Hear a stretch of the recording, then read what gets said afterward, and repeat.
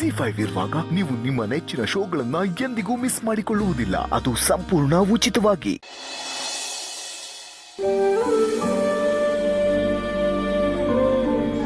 ಹೇಳು ಚಿರು. ಯಾಕೆ ಬೇಜಾರು ಮಾಡ್ಕೊಂಡಿದ್ದೀರ? ಅದಕ್ಕೆ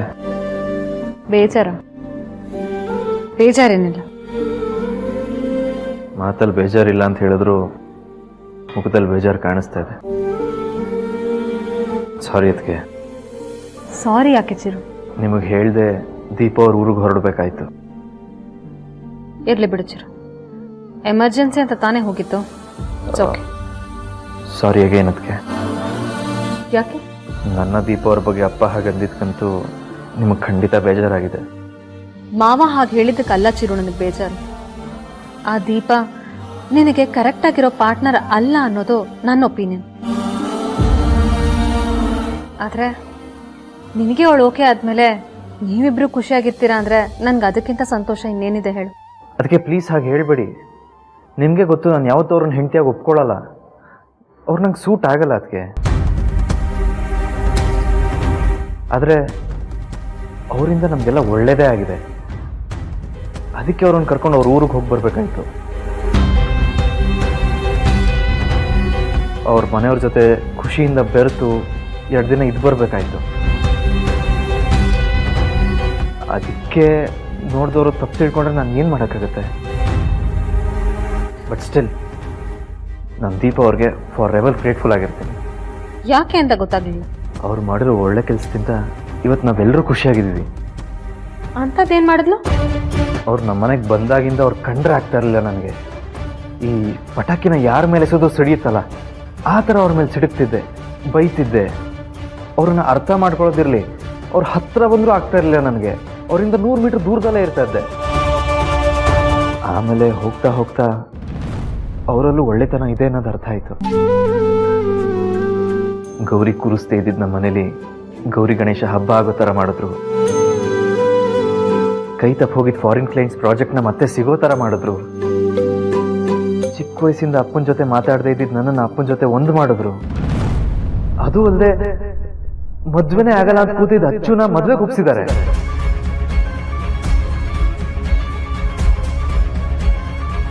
ಏನ್ ಹೇಳ್ತಾ ಇದೆ ಚಿರು?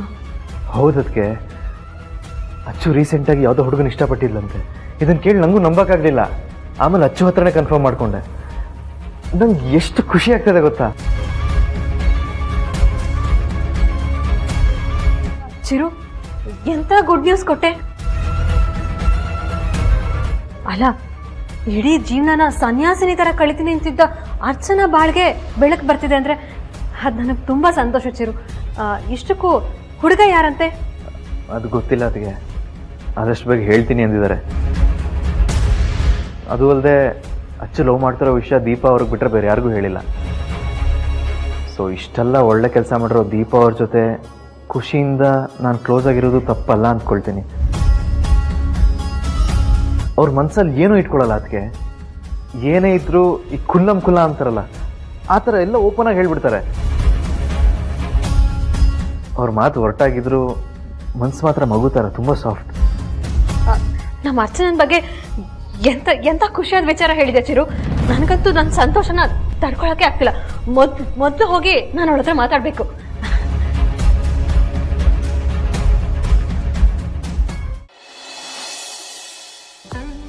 ಅಂತೂ ನನ್ನ ಮಗನ್ನ ನೀನು ಕಂಟ್ರೋಲಿಗೆ ತಗೊಂಡು ನೀನು ಹೇಳಿದಾಗೆ ಕೇಳೋ ಹಾಗೆ ಮಾಡ್ಬಿಟ್ಟಿಯಲ್ಲಮ್ಮ. ತುಂಬಾ ಥ್ಯಾಂಕ್ಸ್ ನಿನಗೆ. ಓ ಅಪ್ಪ, ಮಾವ ಸೊಸೆ ಸೇರಿಕೊಂಡು ನಾನು ಒಳ್ಳೆತನದ ಬಗ್ಗೆ ಹೊಗಳೋದು ಬಿಟ್ಟು ಹೋಗಿ ಹೋಗಿ ಅವರು ಕ್ರೆಡಿಟ್ ಕೊಡ್ತಾ ಇದ್ದೀರಲ್ಲ. ಅವರೇನೇ ಮಾಡೋದಿರು, ನಾನು ಪರ್ಮಿಷನ್ ತೊಗೊಂಡೇ ಮಾಡೋದು ಅಲ್ವೇನ್ರಿ? ಅವ್ರು ಊರಿಗೆ ಹೋಗಿದ್ದು ಏನೋ ಎಮರ್ಜೆನ್ಸಿ ಅಂತ, ಅದು ನನ್ನ ಡಿಸಿಷನ್ನು. ಸೊ ನೀವೇನೇ ಹೊಗಳೋದಿದ್ರು ನನ್ನ ಹೊಗಳಬೇಕು. ಆಯ್ತಪ್ಪ, ತುಂಬಾ ಒಳ್ಳೆ ಕೆಲಸ ಮಾಡಿದ್ಯಾ, ಬೇಸ್ಟ್ ಮಗನೆ. ಆದ್ರೂ ಚಿರು, ನೀನು ದೀಪ ಜೊತೆ ಅವ್ರ ಮನೆಗೆ ಹೋಗಿ 2 ದಿವಸ ಆರಾಮಾಗಿ ಇದ್ಬಿಟ್ಟು ಬಂದಿಲ್ಲ, ಅದು ಅವ್ಳಿಗೋಸ್ಕರ ತಾನೆ? ಏನ್ ಚಿಕ್ಕಪ್ಪ, ನೀವನು ಅಪ್ಪನ ಥರ ಒಳ್ಳೆ ಅವ್ರನ್ನ ಹೊಗಳ್ತಾ ಇದ್ದೀರಲ್ಲ. ಯಾಕೆ ಅಂದ್ರೆ ಇತ್ತೀಚೆಗೆ ಅವಳು ತಾಳಕ್ ತಕ್ಕಂಗೆ ಕುಣಿತಿದ್ಯಲ್ಲಪ್ಪ. ಎಲ್ರೂ ಸೇರಿ ಅವಳಿಗೆ ಹೊಗಳಿ ಅಟ್ಟಕ್ಕೇರಿಸ್ತಾ ಇದ್ದಾರೆ. ಯಾವಾಗ ಯಾವಾರಿ ಬೀಳ್ತಾಳೋ ಗೊತ್ತಿಲ್ಲ.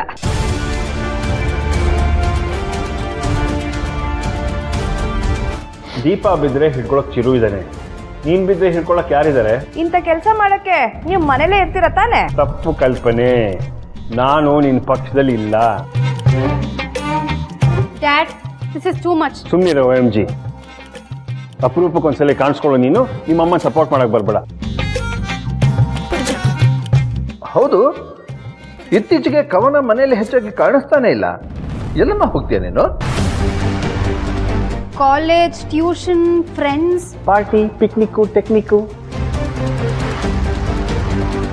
ಅದ್ಯಾವುದೋ ಭಾಸ್ಕರ್ ಟೆಕ್ನಿಕ್ಕು? ಅಣ್ಣ, ಅದು ಅಮ್ಮ ಮಗ ಕೋಡ್ ವರ್ಡು. ನಿನಗೆ ಅರ್ಥ ಆಗಲ್ಲ, ಸುಮ್ಮನೆ. ಏನು ಕಡಿಮೆ ಇಲ್ಲ, ಸಿಗಿ ಮಾಡ್ತೀನಿ. ಚಿರು, ಯಾವಾಗ ಬಂದೆ? ಈಗ ಬಂದ್ವಿ ಅದಕ್ಕೆ. ಅಬ್ಬಬ್ಬಬ್ಬಾ, ಹೋಗಿದ್ದು 2 ದಿನಕ್ಕೆ ಎಷ್ಟು ಬದಲಾಗೋಗಿದೆಯಲ್ಲ ಚಿರು. ಸೌಂದರ್ಯ ಕೇಳಿದ್ದು ಯಾವಾಗ ಬಂದೆ ಅಂತ, ನೀನ್ ಹೇಳಿದ್ದು ಈಗ ಬಂದ್ವಿ ಅಂತ.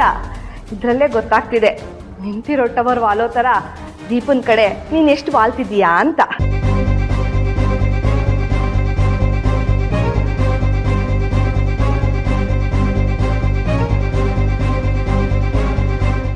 ಅದ್ರಲ್ಲೇನು ತಪ್ಪಿದೆ?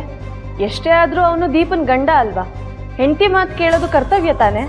ಮನೆಯಲ್ಲಿ ಯಾರಿಗೂ ಹೇಳ್ದೆ ಕೇಳ್ದೆ ದೀಪನ್ ಕೈ ಇಟ್ಕೊಂಡು ಊರ್ ಸುತ್ತಕ್ ಹೋಗಿದ್ನಲ್ಲ, ಅದು ಇವಳು ಹೇಳ್ಕೊಟ್ಟಿದ್ದೇನಾ? ಅವ್ನು ಹೋಗಿದ್ದು ಊರ್ ಸುತ್ತಕ್ಕಲ್ಲ ಚಿಕ್ಕಮ್ಮ, ಏನೋ ಎಮರ್ಜೆನ್ಸಿ ಇದೆ ಅಂತ ಹೇಳ್ಬಿಟ್ಟು. ಅವ್ನು ಹೋಗುವಾಗ ಎಲ್ಲರಿಗೂ ಹೇಳು ಅಂತ ಸ್ಪೆಸಿಫಿಕ್ ಆಗಿ ಹೇಳಿದ್ದಾನೆ. ಹಾಗೆ ನಾನು ಹೇಳಿದ್ದೀನಿ. ಆದ್ರೂ ಚಿರುದೆ ತಪ್ಪು ಅಂತ ಹೇಳ್ತೀರಲ್ಲ. ಆಯ್ತು ಬಿಡಮ್ಮ, ನಂದೇ ತಪ್ಪು, ನಾನೇ ಸರಿ ಇಲ್ಲ.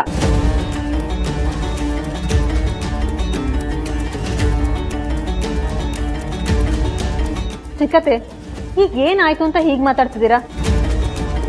ಚಿರು ಒಳ್ಳೆ ಕೆಲ್ಸಕ್ಕೆ ತಾನೇ ಹೋಗಿದ್ದು. ಅಲ್ಲಿ ಹೋದ್ಮೇಲೆ ನಾನು ಅವನ ಹತ್ರ ಫೋನ್ ಮಾಡಿ ಕೂಡ ಮಾತಾಡಿದ್ದೀನಿ. ಈಗ ಅವ್ನು ವಾಪಸ್ಸು ಬಂದಾಯ್ತಲ್ಲ, ಮತ್ ಯಾಕೆ ಇದ್ರ ಬಗ್ಗೆ ಡಿಸ್ಕಷನ್? ಅವನು ಇತ್ತೀಚೆಗೆ ನಿನ್ ಮಾತೆ ಕೇಳ್ತಿಲ್ಲ ಅನ್ನಿಸ್ತು, ಅದಕ್ಕೆ ಹೇಳಿದ್ನಮ್ಮ.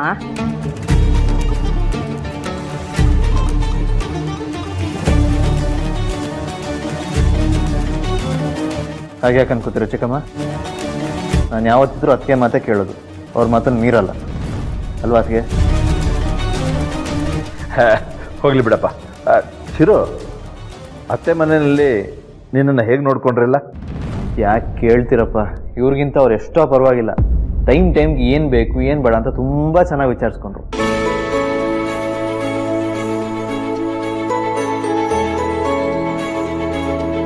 ಹಾಗಾದ್ರೆ ನಮ್ ಚಿರು ದೀಪ ಮನೆಯವ್ರಿಗೆ ಬಿದ್ದಂಗಾಯ್ತು.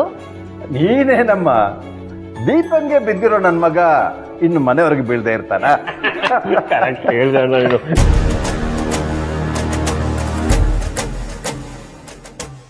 ZEE5 ಆಪ್ ಡೌನ್ಲೋಡ್ ಮಾಡಿ ಎಲ್ಲಾ ಸಂಚಿಕೆಗಳನ್ನು ಸಂಪೂರ್ಣ ಉಚಿತವಾಗಿ ನೋಡಿ.